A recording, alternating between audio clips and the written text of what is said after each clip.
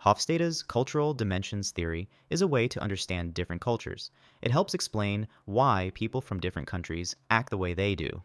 There are 6 parts, or dimensions, to this theory. Each dimension looks at a different part of culture. Let's look at each dimension. First, there is the power distance index. This shows how much people accept that power is not shared equally. In some countries, people believe it is okay for leaders to have more power. They respect and follow their leaders without question. This is called high power distance. For example, in Malaysia, people accept and expect a large gap between those with power and those without. In other places, like Denmark, people believe everyone should be equal. They like to share ideas and make decisions together. This is low power distance. Second, we have individualism versus collectivism. Individualism means people care more about themselves and their close family. They think about I before we. They value personal freedom and independence. The United States is an example of an individualistic country. Collectivism means people care more about the group. They think about we before I. They value teamwork and loyalty to the group. China is an example of a collectivist country. Third is the uncertainty avoidance index. This shows how comfortable people are with uncertainty and change. In high uncertainty avoidance cultures, people like to know what will happen next.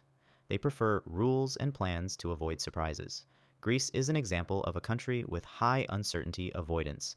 In low uncertainty avoidance cultures, people are more relaxed about the future. They are okay with not knowing what will happen and are more flexible. Singapore is an example of a country with low uncertainty avoidance. Next is masculinity versus femininity. This dimension looks at what qualities a culture values.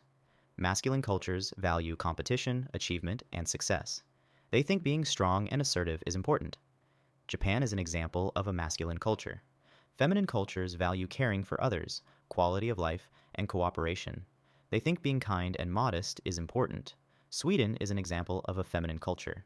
The fifth dimension is short-term versus long-term orientation. Short-term oriented cultures focus on the present or near future. They like quick results and spending money now. Nigeria is an example of a short-term oriented country. Long-term oriented cultures focus on the future. They value saving money and planning for long-term success. They are willing to wait for rewards. South Korea is an example of a long-term oriented country.